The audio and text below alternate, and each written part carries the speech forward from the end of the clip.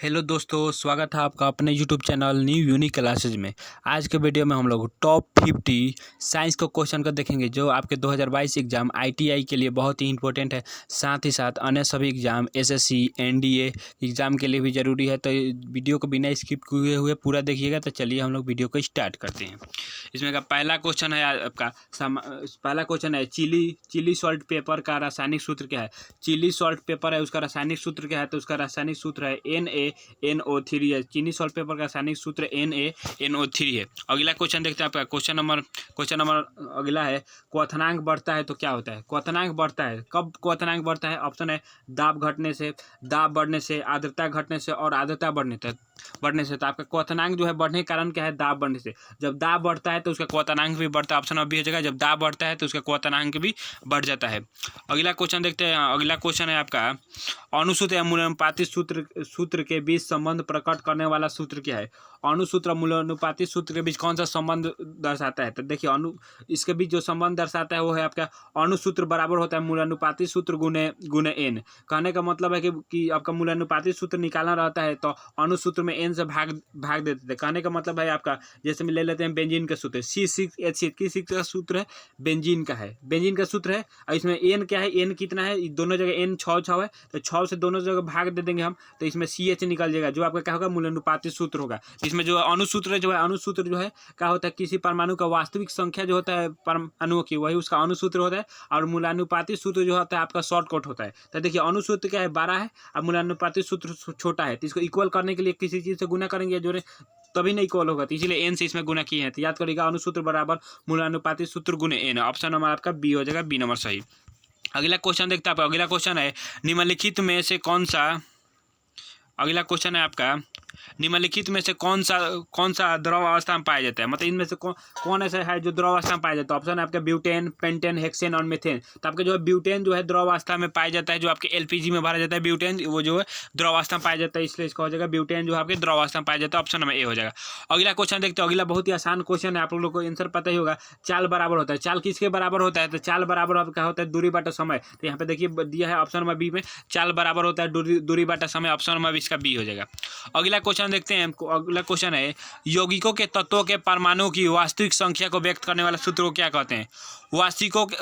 यौगिकों के तत्वों के परमाणुओं की वास्तविक संख्या को व्यक्त करने वाला सूत्र को क्या कहते हैं? देखिए यहाँ पे क्या करें, वास्तविक संख्या करें तो यह हो जाएगा यौगिकों के तत्वों के परमाणु की वास्तविक संख्या को व्यक्त करने वाला सूत्र को क्या कहते हैं? हम लोग अणुसूत्र कहते हैं। ऑप्शन नंबर बी हो जाएगा। देखिए यहाँ पे वास्तविक संख्या कहा है इसलिए अणुसूत्र मारे हैं। अगर यही वास्तविक संख्या की जगह पर आप जो है सरलतम अनुपात बताने वाला सूत्र कहता है तो वहाँ पे हम लोग क्या मारते हैं? मूलानुपाती सूत्र मारते हैं।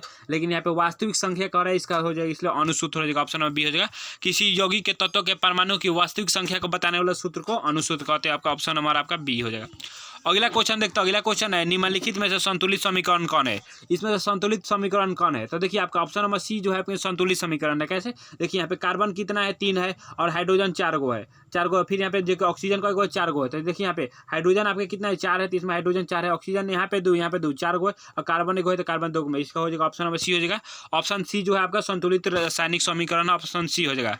संतुलित रासायनिक समीकरण किसको कहते हैं? तो संतुलित रासायनिक समीकरण उस समीकरण को कहते हैं जिसमें समीकरण के दोनों ओर प्रत्येक तत्व की परमाणु की संख्या समान होती है, उसे संतुलित रासायनिक समीकरण होते हैं। तो इसमें देखिए प्रत्येक तत्व की परमाणु की संख्या समान है इसलिए संतुलित करण का ऑप्शन नंबर सी हो जाएगा। अगला क्वेश्चन देखते हैं। अगला क्वेश्चन आपका किसी यौगिक के अनुभार और मूलानुपाती सूत्र भार का अनुपात क्या होता है? देखिए तो किसी भी यौगिक अनुभार जैसे हम आपको क्या बताएं यहाँ पे बेंजीन का सूत्र बताएं CCH6 इसमें मूलानुपाती सूत्र इसका क्या होता है? CH होता है। तो देखिए इससे काटिएगा तो आपका क्या आएगा? पूर्णांक ना आएगा, भिन्न उन तो नहीं आएगा, ना शून्य होगा। तो इसलिए होगा कि आपका अनुभार और मूलानुपाती भार का अनुपात जो है आपका एक प्रकार का पूर्णांक होता है। ऑप्शन नंबर ए हो जाएगा। अगला क्वेश्चन देखते हैं। अगला क्वेश्चन है रासायनिक ऊर्जा का विद्युत ऊर्जा में परिवर्तन किया जाता है। देखिए रासायनिक ऊर्जा का विद्युत ऊर्जा में परिवर्तन किया जाता है। ऑप्शन है डायनेमो में, इलेक्ट्रिकल हीटर में, बैटरी में और परमाणु बम में। तो देखिए कि आपका रासायनिक ऊर्जा कर रहा है, रासायनिक ऊर्जा का विद्युत ऊर्जा में परिवर्तन किया जाता है किसके द्वारा? तो आपका बैटरी द्वारा। क्योंकि हम लोग जानते ही हैं बैटरी में क्या होता है, बैटरी में रासायनिक अभिक्रिया होता है जिसके द्वारा 2 इलेक्ट्रोडों के बीच विभवांतर बना रहता है और वो जो है रासायनिक ऊर्जा जो आपका विद्युत ऊर्जा में बदल जाता है आपके बैटरी में होता है। ऑप्शन नंबर इसका सी हो जाएगा। बैटरी में जो है रासायनिक ऊर्जा विद्युत ऊर्जा में बदलता है बैटरी द्वारा। अगला क्वेश्चन देखते हैं। क्वेश्चन नंबर 60 है एक यौगिक का मूलानुपाती सूत्र CH4 है। इसका वाष्प घनत्व 8 है तो इसका अनुभार क्या होगा। देखिए तो इसका अनुभार क्या होगा पूछ रहा है। इसका अनुभार भी आपका कितना होगा, वही हो जाए आपका अनुभार क्या होगा, तो वही होगा आपका मेथेन होगा, CH4 ही होगा। उसका वाष्प घनत्व दिया उससे कोई मतलब नहीं है, उसका अनुभार जितना है वही उसका सूत्र जो है वही हो जाएगा, मेथेन हो जाएगा। CH4 मतलब क्या होता है, मेथेन होता है, ये भी याद रखिएगा। अगला क्वेश्चन देखते हैं। अगला क्वेश्चन है क्लोरीन गैस हाइड्रोजन गैस से अभिक्रिया कर। क्लोरीन गैस जो है हाइड्रोजन गैस से अभिक्रिया कर हाइड्रोजन क्लोराइड बनाती है, इस अभिक्रिया को संतुलित कीजिए। देखिए यहाँ पे क्या कर रहा है, हाइड्रोजन गैस जो आपके क्लोरीन गैस से अभिक्रिया कर रहा है। देखिए यहाँ पे क्या है, हाइड्रोजन गैस क्लोरीन गैस से अभिक्रिया करके HCl बना रही है, हाइड्रोक्लोरिक अम्ल Cl। देखिए जो है यहाँ पे है आपका हाइड्रोजन जो है अकेला कभी नहीं रहता है, क्लोरीन भी है, दूगो अभिक्रिया में भाग लेता है। तो हाइड्रोजन दूगो क्लोरीन दूगो, तो यहाँ पे 2 लगा देंगे तो हो जाएगा। तो देखिए आपका ऑप्शन नंबर डी है, हाइड्रोजन दूगो क्लोरीन दूगो HCl मिला के, तो ऑप्शन नंबर डी हो जाएगा कि जो है क्लोरीन और हाइड्रोजन आपस में संयोग करके हाइड्रोक्लोरिक अम्ल बना रहे हैं, जो ये संतुलित है। ऑप्शन नंबर डी हो जाएगा, संतुलित है। अगला क्वेश्चन देखते हैं। अगला क्वेश्चन है देखिए बेंजीन का मूलानुपातिक सूत्र क्या है। देखिए यहाँ पे ऑप्शन आ गया ना, तो बेंजीन का सूत्र क्या होता है पर ये जान लीजिए। बेंजीन का सूत्र होता है C6H6 होता है, और इसका मूलानुपातिक सूत्र क्या होता है, तो इसमें किसी भी संख्या से भाग दीजिए जो पूरा कर देता है। देखिए 6 से भाग देंगे तो दोनों कट जाएगा, तो क्या होगा CH आ गया खाली। तो यही होता है मूलानुपातिक सूत्र, मतलब एकदम शॉर्ट कट सूत्र होता है एकदम, उसी को मूलानुपातिक सूत्र कहते हैं। इसका होता है CH, ऑप्शन हमारा इसका पे C हो जाएगा। अगला क्वेश्चन देखते हैं आपका। अगला क्वेश्चन है क्वेश्चन नंबर 63 है कास्टिक सोडा का रासायनिक सूत्र क्या है। तो कास्टिक सोडा का रासायनिक सूत्र क्या होता है, तो NaOH होता है, मतलब सोडियम हाइड्रोक्साइड को हम लोग कास्टिक सोडा कहते हैं। आपका ऑप्शन नंबर C हो जाएगा, कास्टिक सोडा का रासायनिक सूत्र NaOH होगा, आपका ऑप्शन नंबर C हो जाएगा। अगला क्वेश्चन देखते हैं। अगला क्वेश्चन है लक्स निम्नलिखित में से किसकी इकाई है। ऑप्शन है चुंबकीय फ्लक्स की, आवृत्ति की, ध्वनि तीव्रता की और प्रदीप्ति का स्तर का। तो देखिए लक्स जो है आपका, लक्स किसकी इकाई है, तो लक्स आपकी जो है प्रदीप्ति की इकाई है। आपका ऑप्शन नंबर डी है, लक्स जो आपकी प्रदीप्ति की इकाई है। ऑप्शन नंबर बी हो जाएगा। अगला देखते हैं। अगला क्वेश्चन आपका सोडियम बाइकार्बोनेट का अणुसूत्र होता है। सोडियम बाइकार्बोनेट का अणुसूत्र क्या होता है, हम लोग जानते हैं सोडियम बाइकार्बोनेट कहिए, हाइड्रोजन कार्बोनेट कहिए, तो NaCO3 ऑप्शन नंबर बी हो जाएगा। सोडियम बाइकार्बोनेट कहिए, सोडियम हाइड्रोजन कार्बोनेट, इसका सूत्र होता है NaCO3 होता है। इसको हम लोग खाने वाला सोडा भी कहते हैं, NaCO3 को हम लोग खाने वाला सोडा भी कहते हैं, सोडियम बाइकार्बोनेट या हाइड्रोजन कार्बोनेट कहिए। ऑप्शन नंबर इसका बी हो जाएगा, सोडियम बाइकार्बोनेट का सूत्र होता है। अगला क्वेश्चन देखते हैं आपको। अगला क्वेश्चन है किसी तत्व ए के एक परमाणु के साथ हाइड्रोजन के 4 परमाणु संयोग करते हैं, तो इस तत्व की संयोजकता क्या होगी।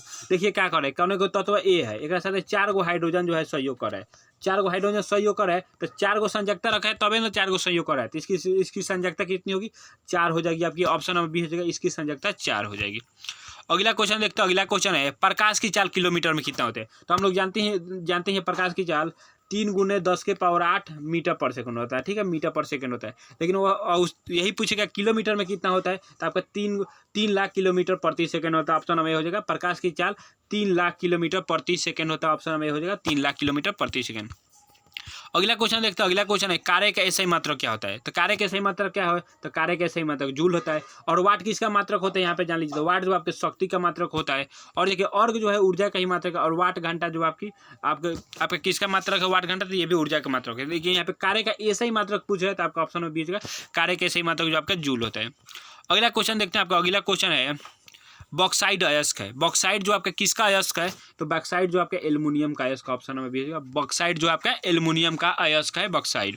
अगला क्वेश्चन देखते हैं आपका। अगला क्वेश्चन है पेरिस्कोप में कौन सा दर्पण का प्रयोग किया जाता है। जो पेरिस्कोप होता है, कौन सा स्कोप, पेरिस्कोप में कौन सा दर्पण का प्रयोग किया जाता है। ऑप्शन है उत्तल दर्पण, अवतल दर्पण, समतल दर्पण और साधारण दर्पण। तो जो आपके पेरिस्कोप में है उसमें उत्तल दर्पण का प्रयोग किया जाता है। ऑप्शन नंबर ए हो जाएगा, पेरिस्कोप में उत्तल दर्पण का प्रयोग किया जाता है। अगला क्वेश्चन देखते हैं। अगला क्वेश्चन है गति घर्षण बल चरम घर्षण बल का होता है। तो देखिए जो गति घर्षण बल है ना, आपके चरम घर्षण बल से जो है छोटा होता है। कहने का मतलब है ना, गति घर्षण में जो है ना जितना बल नहीं लगता है उससे अधिक होता है, चरम घर्षण में उससे अधिक बल लगाना होता है, वही होता है गति घर्षण जो बल जो है आपके चरम घर्षण बल से जो है छोटा होता है। ऑप्शन नंबर बी हो जाएगा। अगला क्वेश्चन देखते हैं। अगला क्वेश्चन है ध्वनि तरंग का वेग सबसे अधिक होता है। तो ध्वनि तरंग का वेग सबसे अधिक किस में होता है, तो हम लोग जानते हैं कि ध्वनि तरंग का वेग सबसे अधिक होता है ठोस में, उसके बाद होता है द्रव में, उसके बाद गैस में, और ध्वनि जो है निर्वात में नहीं चलता है, ये भी हम लोग जानते हैं। तो ध्वनि तरंग का वेग सबसे अधिक किस में होगा, तो आपका ठोस में होगा।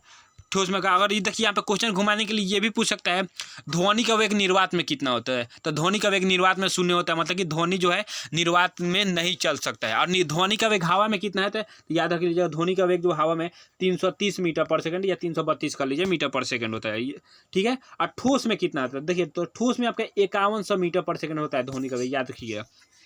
कहने का मतलब है ना कि लगभग 5 किलोमीटर जो है 1 सेकंड में जो है ठोस में जो है आपकी जो है ध्वनि चल सकती है। यही कारण है कि देखिएगा जब पहले के लोग जो रेल की पटरियों पर जो है ना कान लगाकर सुनते थे कि ट्रेन जो है कितनी दूर है, तो कारण क्या है कि जो ध्वनि का वेग जो है ना ठोस में सबसे अधिक आता है, इस कारण जो है सुनते थे।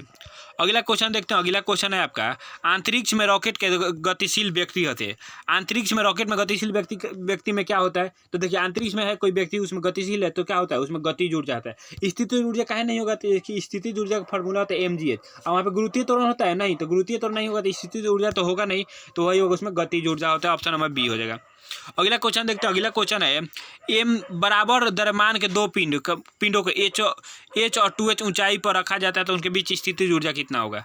बराबर द्रव्यमान के दो पिंड है, एच और 2h ऊंचाई पर रखा जाता है तो उसके बीच गतिज ऊर्जा आपका कितना होगा। गतिज ऊर्जा आपके उसके बीच कितना होगा, तो देखिए गतिज ऊर्जा का फॉर्मूला क्या होता है mgh होता है। और देखिए mgh, ठीक है। और m द्रव्यमान समान है, गुरुत्वीय त्वरण समान होते हैं, हर जगह h/h होगा तो क्या होगा 1:2 दिया है तो 2। ऑप्शन नंबर सी हो जाएगा, 1:2 है तो 1:2 ही होगा। अगला क्वेश्चन देखते हो। अगला क्वेश्चन है कमानीदार घड़ी में संचित ऊर्जा होती है, तो कमानीदार जो घड़ी होती है उसमें कौन सी ऊर्जा संचित होती है, तो देखिए इस तरह कमानीदार जो घड़ी होती है उसमें कौन सी ऊर्जा होती है, तो उसमें स्थितिज ऊर्जा होती है। ऑप्शन नंबर सी हो जाएगा, स्थितिज ऊर्जा होती है। अगला क्वेश्चन देखते हैं आपको। अगला क्वेश्चन है ध्वनि तरंगे होती है। ध्वनि तरंगे कैसी होती है, ध्वनि तरंगे आपकी अनुदैर्घ्य होती है। आपका ऑप्शन नंबर ए हो जाएगा, ध्वनि तरंगे अनुदैर्घ्य होती है। अगर वही पूछे आपसे प्रकाश तरंगे कैसी होती है, तो प्रकाश तरंगे आपका अनुप्रस्थ होती है, तो वही ध्वनि तरंगे आपके अनुदैर्घ्य होगी। ऑप्शन नंबर ए हो जाएगा। अगला क्वेश्चन देखते हैं। अगला क्वेश्चन है ध्वनि का कारण क्या है, तो प्रतिध्वनि का कारण क्या है, तो प्रतिध्वनि का कारण जो आपका परावर्तन है। कहने का मतलब कि ध्वनि जो किसी और से टकरा कर वापस लौटती है ना, इसी घटना को ध्वनि का परावर्तन कहते हैं। और जो इसी जब ध्वनि लौटती है ना उसी को हम लोग जो लौट रही है ना टकरा कर, तो जो ध्वनि हमें सुनाई देता है उसी को हम लोग प्रतिध्वनि कहते हैं। इसलिए हो जाएगा प्रतिध्वनि कारण क्या है, तो ध्वनि का परावर्तन होता है। और ये भी पूछ सकता है आपके प्रतिध्वनि सुनने के लिए हमारी दूरी औरों से कितनी होनी चाहिए, तो प्रतिध्वनि सुनने के लिए हमारी दूरी औरों से कम आपकी 16.5 मीटर या 17 मीटर होनी चाहिए। 17 मीटर याद रखिए, ऑप्शन में रहता है 17 मीटर होनी चाहिए। अगला क्वेश्चन देखते हैं आपका। अगला क्वेश्चन है कौन सा कथन सही है, कार्य और ऊष्मा में कोई संबंध नहीं है, कार्य और ऊष्मा आपस में संबंध है। सही बात, ऑप्शन नंबर बी हो जाएगा, कार्य और ऊष्मा आपस में संबंध है। क्यों, कार्य कैसे मतलब जूल होता है और ऊष्मा कैसे मतलब जूल होता है, इसलिए आपस में संबंधित है। अगला क्वेश्चन देखते हैं आपको। अगला क्वेश्चन है एक दोलक घड़ी एक एलिवेटर में रखी है, घड़ी तेज चलने लगेगी जब एलिवेटर क्या होगा, स्थिर चाल से आएगा। जब एलिवेटर जो है आपका स्थिर चाल से आएगा ना तो घड़ी चलने लगेगी। ऑप्शन नंबर इसका सी हो जाएगा। अगला क्वेश्चन देखते हैं। अगला क्वेश्चन है एक सरल दोलक का दोलन काल निर्भर करता है। देखिए एक सरल दोलक का दोलन काल, उसका फॉर्मूला क्या होता है, टी बराबर होता है आपका 2π × √L/g होता है। तो जी तो फिक्स रहेगा, मतलब बदलेगा, लेकिन देखिए जी नहीं है, पे एल है, लंबाई पर निर्भर कर रहा है, तो वही हो जाएगा लंबाई पे। एक सरल दोलक दोलन काल उसकी लंबाई पर निर्भर करता है। ऑप्शन नंबर बी हो जाएगा। अगला क्वेश्चन देखते हैं। अगला क्वेश्चन है एक गतिशील पिंड में आवश्यक रूप से नहीं होता है। देखिए एक गतिशील पिंड में आवश्यक रूप से क्या नहीं होता है, तो देखिए जब कोई वस्तु गतिमान है तो विराम में होगा, नहीं होगा, तो वही होगा स्थितिज ऊर्जा नहीं होगा। जब वस्तु गतिशील है तो उसमें स्थितिज ऊर्जा नहीं होगा। ऑप्शन नंबर आपका डी हो जाएगा। अगला क्वेश्चन देखते हैं। अगला क्वेश्चन है आपका नाभिकीय अभिक्रियाओं में क्या संरक्षित रहता है। नाभिकीय अभिक्रिया में क्या संरक्षित रहता है, तो इसका आंसर हो जाएगा कुल आवेश संरक्षित होता है। नाभिकीय अभिक्रिया में आपका कुल आवेश संरक्षित रहता है। अगला क्वेश्चन देखते हैं। अगला क्वेश्चन है जब एक पत्थर के टुकड़े को ऊपर की ओर फेंका जाता है तब वह 19.6 मीटर की ऊंचाई तक जाता है, तो उसका प्रारंभिक वेग कितना होगा। देखिए जब वो वस्तु को हम लोग ऊपर फेंक रहे हैं तो v² बराबर होगा u² - 2gh हो जाएगा। तो प्रारंभिक उसका ऊपर जाएगा तो अंतिम वेग तो शून्य हो जाएगा, तो प्रारंभिक यहाँ पे निकाल सकते हैं u² बराबर 2gh हो जाएगा। तो यहाँ पे दे दिया आप कितना 19.6, जी का मैं 9.8 रखिएगा, तो आपका आंसर आ जाएगा उसका प्रारंभिक वेग का मान 19.6 आ जाएगा, आपका हो जाएगा 19.6 मीटर पर सेकंड जो है हो जाएगा। अगला क्वेश्चन देखते हैं। अगला क्वेश्चन है एक प्रकाश वर्ष का मान कितना होता है, तो देखिए एक प्रकाश वर्ष बराबर कितना होता है, तो 9.46 × 10⁻15 मीटर होता है। और मान लीजिए इसको हम लोग करीब 10 के करीब मान सकते हैं, तो कितना पावर में 15 है तो कितना होगा 10⁻16 हो जाएगा। ऑप्शन नंबर बी हो जाएगा। अगला क्वेश्चन देखते हैं। अगला क्वेश्चन है आपका, अगला क्वेश्चन है 85 नंबर है 1 एम्पियर धारा होती है, तो 1 एम्पियर बराबर क्या होता है, 1 एम्पियर बराबर क्या होता है, कूलम पर सेकंड होता है। तो ऑप्शन में ये हो जाएगा 1 एम्पियर बराबर 1 कूलम पर सेकंड होता है। अगला क्वेश्चन देखते हैं। अगला क्वेश्चन है उगते तथा डूबते सूर्य के लाल होने का कारण क्या है। तो देखिए लाल होने का कारण क्या है कि लाल रंग का परिकीर्णन सबसे कम होता है और परिकीर्णन सबसे कम होता है, जिसके कारण हमारे पास जो है आ जाता है आसानी से। लेकिन देखिए ऑप्शन वो नहीं है, क्या कर रहा है, नीला और बैगनी रंग दोनों का परिकीर्णन अधिक होता है, जिससे नहीं आता है, लेकिन लाल रंग का परिकीर्णन कम होता है और वो अधिक उसका तरंग दैर्ध्य होता है, जिस कारण से आ जाता है। इसका हो जाएगा ऑप्शन नंबर आपका सी हो जाएगा कि लाल और बैगनी रंग का जो है परिकीर्णन अधिक होता है, इसलिए जो उगते और डूबते समय सूर्य जो है आपका लाल दिखाई देता है। अगला क्वेश्चन देखते हैं। अगला क्वेश्चन है बेरिलियम की संयोजकता 2 है और क्लोरीन की संयोजकता 1 है, तो इसकी देख बेरिलियम क्लोराइड के सूत्र क्या होगा। देखिए इसकी संयोजकता क्या करते हैं, बी है, इसकी संयोजकता कितना 2 है, क्लोरीन है, इसकी संयोजकता 1 है, तो इसको जो संयोजकता आपस में क्रॉस करा देते हैं, तो क्या हो जाएगा, बी 1 हो जाएगा, Cl2 हो जाएगा, ऑप्शन नंबर ए हो जाएगा, बी है Cl2, ऑप्शन नंबर इसका ए हो जाएगा। अगला क्वेश्चन देखते हैं। अगला क्वेश्चन है 15 ग्राम चूना पत्थर को अपघटित करने के लिए कितनी सल्फ्यूरिक अम्ल की आवश्यकता होगी। तो देखिए 15 ग्राम चूना पत्थर को अपघटित करने के लिए आपकी 14.7 ग्राम सल्फ्यूरिक अम्ल की आवश्यकता होगी। अब सल्फ्यूरिक अम्ल का सूत्र क्या होता है, तो आपका H2SO4 सल्फ्यूरिक अम्ल का सूत्र क्या होता है, याद रखिएगा H2SO4 जो आपका सल्फ्यूरिक अम्ल का सूत्र होता है, ये भी याद रखिएगा, सल्फ्यूरिक अम्ल का सूत्र होता है H2SO4। अगला क्वेश्चन देखते हैं। अगला क्वेश्चन है निम्नलिखित अभिक्रियाओं में से कौन से उत्क्रमणीय अभिक्रिया है। उत्क्रमणीय अभिक्रिया कहने का मतलब कि जो जिस अभिक्रिया को जो है ना वो दोनों अभिक्रिया में परिवर्तित, कहने का मतलब कि संयोजन भी हो जाए विभोजन भी हो जाए, कहने का मतलब है कि छोटा छोटा चीज करके 12 चीज बना दे, फिर 12 चीज को तोड़कर छोटा बनाते उत्क्रमणीय कहते हैं। उत्क्रमणीय का सिंबल जो है आपका सी नंबर होगा। क्यों उत्क्रमणीय मतलब क्या करे, अभिक्रिया इधर से भी हो जाएगा और इधर से भी, ये भी उत्क्रमणीय का सिंबल दे रहा है, तो आपका ऑप्शन नंबर सी हो जाएगा उत्क्रमणीय का सिंबल। अगला क्वेश्चन देखते हैं। आपका अगला क्वेश्चन है, अगला क्वेश्चन क्या होता है, एल्काइन का सूत्र क्या होता है। एल्काइन का सूत्र क्या होता है, तो देखिए एल्काइन का सूत्र क्या होता है, इसमें एल्काइन का सूत्र क्या होगा, आपका ऑप्शन नंबर डी हो जाएगा। देखिए पहले इसको लगातार देख लेते हैं। CnH2n+2 जो है आपका एल्केन का सूत्र है, किसका, एल्केन का है, और CnH2n जो इसमें +2 नहीं है तो आपका एल्कीन का सूत्र हो गया, और CnH2n-2 है तो ये एल्काइन का सूत्र हो गया। याद रखिएगा पहला सूत्र कौन है, एल्केन है, ऑप्शन बी है एल्कीन है, और तीसरा क्या एल्काइन है, तो ऑप्शन नंबर डी हो जाएगा एल्काइन का सूत्र CnH2n-2 होता है, याद रखिएगा। अगला क्वेश्चन देखते हैं। अगला क्वेश्चन है आपका हजामत बनाने वाला साबुन अधिक झाग बनाता है तथा शीघ्र सूखता नहीं है, यह निम्नलिखित में से किसकी उपस्थिति कारण होता है। कहने का मतलब है कि जो हजामत जो बनाने वाला जो है साबुन का इस्तेमाल करता है, देखिएगा जब आपके फेस पर रगड़ता है तो वो जल्दी नहीं सूखता है और जो झाग अधिक देता है, तो उसका कारण क्या है, तो देखिए उसमें क्या होता है ना, उसमें रेजिन और ग्लिसरॉल जो आपका मिला होता है, आपका ऑप्शन नंबर हो जाएगा, उसमें रेजिन और ग्लिसरॉल जो मिला होता है, जिसके कारण जो है वो जो है जल्दी नहीं सूखता है।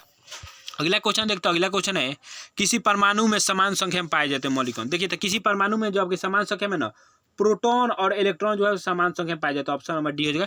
किसी परमाणु में प्रोटॉन और इलेक्ट्रॉन जो है समान संख्या पाए जाते हैं, लेकिन न्यूट्रॉन की संख्या अलग अलग होती है, याद रखिएगा। अगला क्वेश्चन देखते हैं। अगला क्वेश्चन कोयले के निम्नलिखित प्रकारों में से किस में कार्बन का अधिकतम प्रतिशत है। तो देखिए कोयले का जो है 4 किस्म होता है, एक होता है पीट, लिग्नाइट, बिटुमिनस और एंथ्रासाइट, ठीक है। और देखिए कोयले का सबसे अच्छा किस्म का है ना, तो कोयले का सबसे अच्छा किस्म कहने का मतलब जिसमें कार्बन की मात्रा अधिक होगा वही सबसे अच्छा किस्म होगा, तो आपके एंथ्रासाइट में कार्बन की मात्रा सबसे अधिक होती है और वो सबसे अच्छा किस्म होता है, तो ऑप्शन नंबर सी हो जाएगा। कार्बन का सबसे अधिक मात्रा किस्म होती है तो एंथ्रासाइट में होती है। देखिए कोयले का सबसे अच्छा किस्म एंथ्रासाइट, और कोयले का सबसे खराब किस्म तो आपका पीट होता है। कोयले का सबसे खराब किस्म जो आपका पीट होता है, कोयले का सबसे अच्छा किस्म एंथ्रासाइट, और जिस कोयले का उपयोग हम लोग घर में करते हैं वो आपका बिटुमिनस होता है, याद रखिएगा। अगला क्वेश्चन देखते हैं। आपको अगला क्वेश्चन है यौगिकों के अणु में उपस्थित परमाणुओं की संख्या को सरलतम अनुपात व्यक्त करने वाला सूत्र क्या होता है। देखिए यहाँ पे क्या है, वहाँ पे बताएं सरलतम अनुपात बताने वाला सूत्र क्या है, तो वही आपका मूलानुपाती सूत्र होता है। यौगिकों के अणु में उपस्थित परमाणु की संख्या के सरलतम अनुपात को बताने वाले सूत्र को मूलानुपाती सूत्र कहता है, आपका ऑप्शन नंबर सी हो जाएगा। अगला क्वेश्चन देखते हैं आपका, और देखिए यहाँ पे वहाँ पे सरलतम, यहाँ पे किसी, देखिए क्वेश्चन सेम है, इसको क्वेश्चन एकदम सेम है। अगला देखते हैं। अगला क्वेश्चन है निम्नलिखित में से कौन यौगिक एल्केन सूत्र नहीं है। एल्केन का कौन सा सूत्र नहीं है, तो मतलब एल्केन के कौन पर लागू नहीं होता है, तो एल्केन का सूत्र क्या होता है, CnH2n+2 होता है। देखिए यहाँ पे, देखिए यहाँ पे एक एन के जगह पे एक रखिए, तो एन के जगह पे एक रखेंगे तो सी, फिर यहाँ पे 2 में एक रखेंगे, 2 पर 2 4, पहला लागू हो गया, फिर दूसरा 2 रखिए, 2 रखेंगे तो C2 हो गया, 2 2 4 2 6 हो गया, सेट कर गया। लेकिन तीसरा देखिए यहाँ पे 2 रखेंगे तो यहाँ पे कितना होगा, 6 हो जाएगा, तो ये जो आपका जो है सी नंबर सेट नहीं करेगा, एल्केन का सूत्र नहीं है, उस फार्मूला CnH2n+2 पर नहीं जा रहा है। अगला क्वेश्चन देखते हैं। अगला क्वेश्चन है अपचयन की क्रिया में ऑक्सीजन का अपचयन की क्रिया में ऑक्सीजन के अनुपात में क्या होती है? देखिए जब अपचयन होता है ना तो ऑक्सीजन की में कमी आती है। ऑप्शन नंबर बी है, जब अपचयन जो होता है ऑक्सीजन में कमी होती है।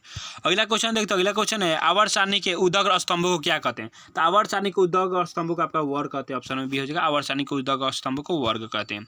अगला क्वेश्चन देखते हैं। अगला क्वेश्चन है धोबिया सोडा का अनुसूत्र क्या है? तो धोबिया सोडा का अनुसूत्र करने का मतलब धोन सोडा का अनुसूत्र क्या है? तो Na2CO3 10H2 होता है। देखिए यहाँ पे सारे ऑप्शन, यहाँ पे 3 ऑप्शन सेम है लेकिन यहाँ पे 10H2 होता है, याद रखिए Na2CO3 10H2 होता है। अगला और इस वीडियो का लास्ट क्वेश्चन देखते हैं। क्लोरीन गैस है, क्लोरीन गैस क्या है? तो क्लोरीन गैस एक ऑक्सीकारक और विरंजक दोनों, आपका ऑप्शन नंबर डी हो जाएगा, क्लोरीन गैस एक ऑक्सीकारक और विरंजक दोनों है। कैसा लगा वीडियो हमें कमेंट में जरूर बताइएगा, और वीडियो अच्छा लगे तो वीडियो को लाइक करिएगा और चैनल को सब्सक्राइब करिएगा ताकि आने वाले वीडियो का नोटिफिकेशन आपको मिलता रहे, और अपने दोस्तों के पास भी शेयर करिएगा ताकि वो भी बिहार ITI की तैयारी जो अच्छे ढंग से कर सके।